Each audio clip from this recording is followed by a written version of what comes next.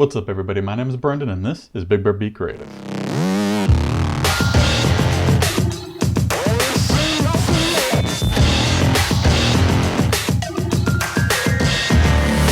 Welcome back everybody to another landscape photography video. As you can see, we're sitting in the chair, which means we're going to be doing a photo editing video, and we're continuing on with what we talked about last week with better ways to edit fall photography, and we're actually going to be doing a fall photograph editing session here.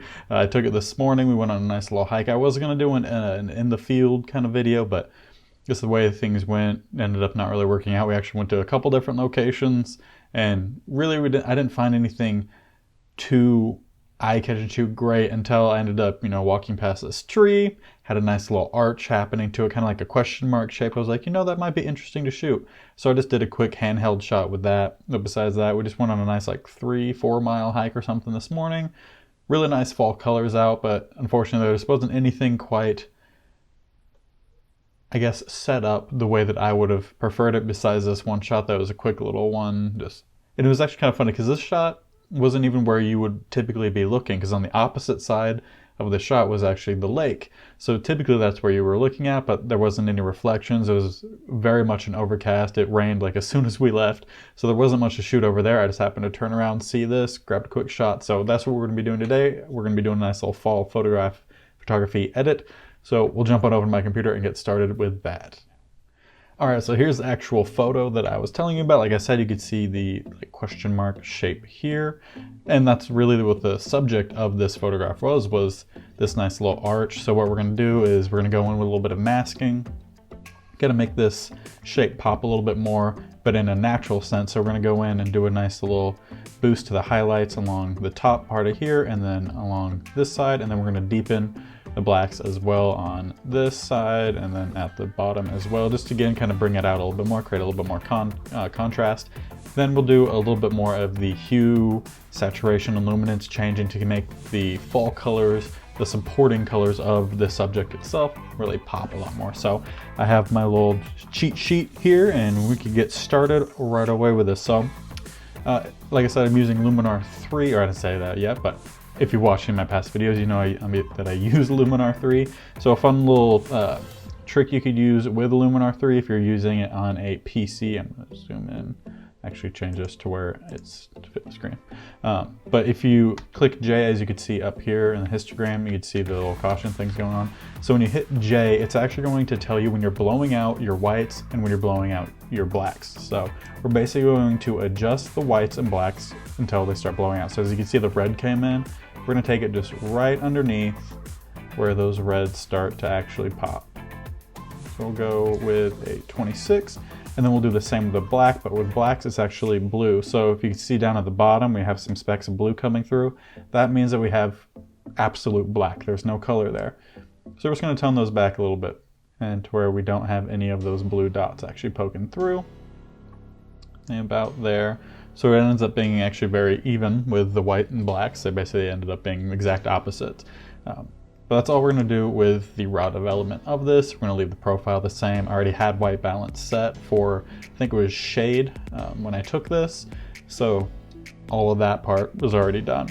So now we're just going to go in with the hue, saturation, luminance. We'll obviously start with the hue. So red, we're going to kind of take down the reds, make them look a little bit more red, but again, don't want to go too crazy. Just tiny adjustments will go a long way when it comes to changing the hue, saturation, and luminance of your photos. Orange will go down a little bit as well. And you guys can probably already tell we're really changing what was already here.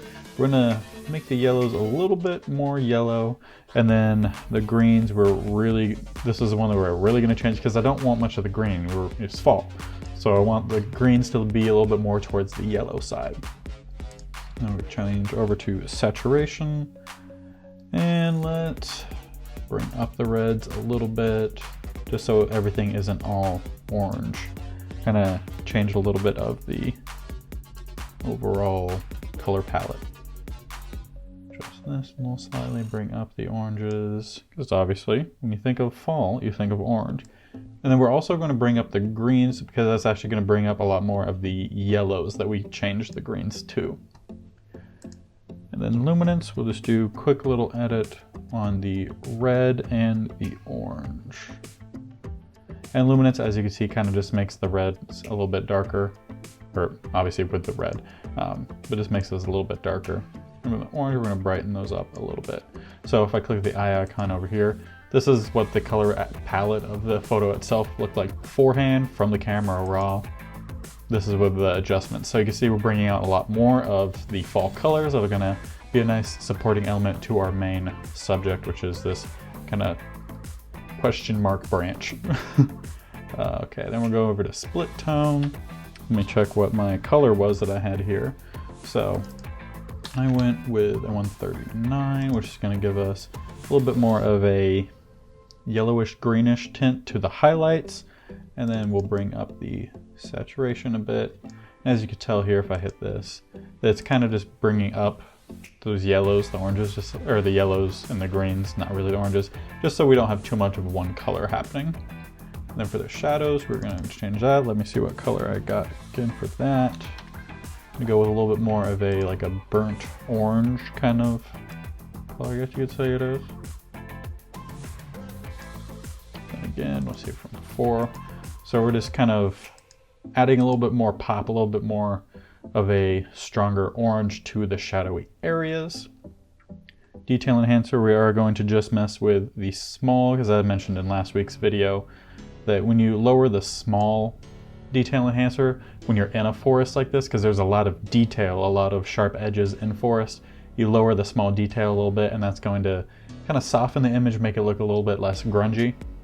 You could also then go and raise the large a little bit, which will just basically bring back a little bit more of the texture of the bark rather than all the sharp edges of the trees.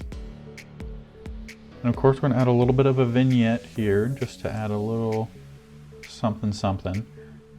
We don't want too much, just a little bit on the edges. So if I take it away, add it back, can't tell too much, but there's just a subtle change around the very outside. Structure, we'll add a little bit of structure just to help break up some of the leaves up front. Add a little bit of sharpening. A little bit more. Just to bring it up enough.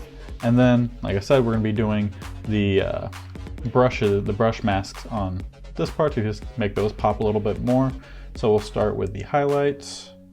And then in Luminar 3, and it's in a lot of other editing programs, if you use the bracket keys, left and right bracket keys, you could change the size of the brush itself. So we're just going to go in here, and we're not going to set the opacity of the brush all the way up, just because we want to kind of let it feather itself out.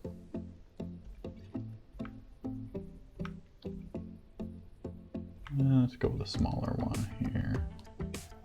Just because there's a little bit of a smaller area that we want to actually bring up. Okay, now we could actually raise this up, and let me see what I had that. As you can tell, it's adding a nice, it's just highlighting that area a little bit more, making it look a little bit more like the sun's hitting it more than it is. Because like I said, it was an overcast day, so there wasn't as much of a harsh sun. It was very soft, so it wasn't, you wouldn't see as much of a highlight versus shadow. So I just want to bring that out a little bit more. And then we'll do the same thing, but for the underside, just to darken that a little bit more. And again, bring a little bit more attention to what our subject is, as well as just kind of give it a little bit more of a contrast. Okay, so then come in here, start lowering this. So as you can tell, it's nothing dramatic. If I click it off, it just brightens up a little bit more. So you can just see we darkened it a little bit. Same for the highlights, changing it a little bit. Again, just makes it a little bit more poppy, stand out to the eye a little bit more, which we want because it is our subject. So click on the button up here. This is again what we started with. Not bad, but very kind of flat. We wanted to bring in a little bit more fall colors, make our subject pop a little bit more, and I think we did that very much. We have a lot of fall colors, reds, yellows, oranges, all that, and we did a nice little boost to the natural highlights and shadows of the tree. Just give it a little bit more contrast, make it pop a little bit more. So throw this up on screen a little bit bigger, and then we'll wrap this video up for you guys.